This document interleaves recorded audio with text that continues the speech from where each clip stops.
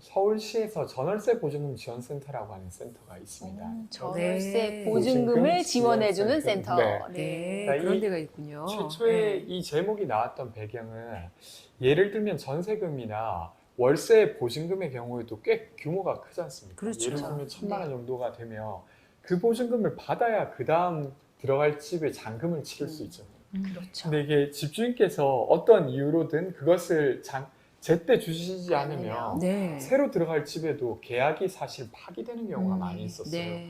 그래서 그 사이에 단기로라도 서울시가 일정 정도 그게 월세 보증금이든 네. 아니면 전세 보증금이 등을 지원하겠다라고 하는 걸로 만들어졌던 단체고요.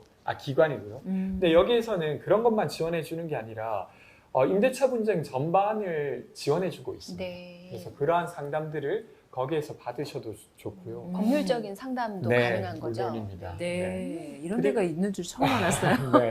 네. 워낙 이제 임대차 관계라고 하는 게 그냥 개인이 해결해야 되는 문제로 늘 여겨져 와가지고 네. 집주인과 분쟁이 있을 때도 그냥 내가 알아봐야지 이렇게 생각하셨을 것 같아요.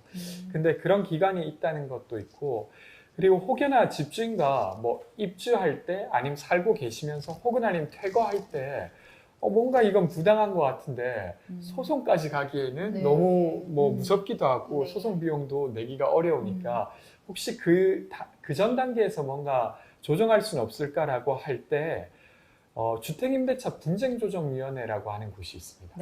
네. 네, 여기는 만들어진 지 3년 정도 됐고 법률구조공단에서 운영하고 있는데요. 네. 여기에 그냥 간략히 본인의 처지나 이런 게 좀 상황이에요 라고 신청해 주시면 거기에서 꽤 절차를 거쳐서 잘 상담해 주세요. 네. 그리고 실제로 거기에 상대가 되는 임대인도 모셔서 조정을 해 주시기도 하거든요. 그래서 근데 아직 사람들이 잘 모르죠. 아마 그렇죠. 보고 계신 분들도 그리고 이제 어떤 집주인과 갈등이 있어도 거기 가도 될까? 뭐 이런 생각이 들 텐데 네, 한번 네. 가보셔도 됩니다. 와. 직접 가셔도 되고 아니면 그냥 전화하셔도 되고 여러 가지 그냥 편한 방식으로 하셔도 되는데 그런 것들이 있고요. 그리고 최근에 주택임대차 보호법이 개정되었어요. 그러니까 그 이제 법 개정됐다는 이야기를 드리고 싶다기보다 이전에는 세입자가 주택을 계약하면 내가 1년을 계약했더라도 최대 2년까지는 주장할 수 있구나 이런 것들은 많은 세입자들이 아세요. 네. 근데 이제 그 2년이 끝나고도 내가 여기에 좀 더 살고 싶다라고 하면 계약을 갱신할 수 있는 권리가 세입자에게 처음으로 생겼습니다. 네. 계약 기간이 만료가 됐는데도요. 네. 음. 그러니까 한 회에 한해서 이건 주택이기 때문에 거기에 살고 있는 사람이 내가 좀 더 살고 싶어라고 하면 계약 갱신을 요구할 수 있는 권리가 생겼고 그건 집주인이 특별한 사유가 없으면 거절할 수 없어요. 그러면 2년을 더 살 수 있게 되시는 거죠. 최장 2년까지 그러면- 1회 안에서. 네. 그래서 특별한 사유란 뭘까 궁금하네요. 그렇죠. 뭔가 이게 되게 네. 뭘까 그 사유가 아니어야 제가 주장할 수 있는 거니까 그렇죠. 이렇게 생각하실 것 같은데 특별한 사유라 하면 이런 겁니다.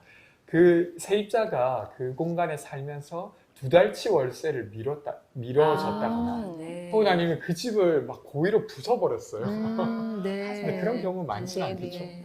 그러거나 혹은 아니면 집주인의 동의를 받지 않고 공식적으로 누군가에게 이 집을 빌려줬다거나 그렇지 않으면 그러니까 이런 사유는 되게 특별한 경우잖아요. 그러니까 그렇죠. 이게 네. 그냥 집에 벽지에 뭔가를 칠해서 그것이 집을 고의로 파손했다 이렇게 여겨지지 않습니다. 정말로 그걸 심각한 수준으로 부쉈을 네. 때 하나는 거라 대부분의 세입자들은 여기에 포함되지 않을 테고요.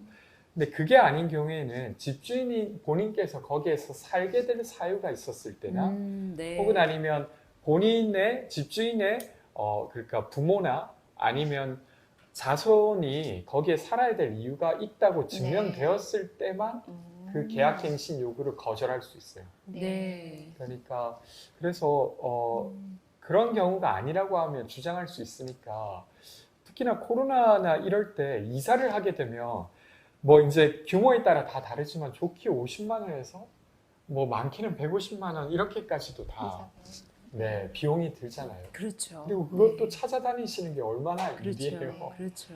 그래서 그런 것들이 있는 걸 꼭 말씀드리고 싶어요.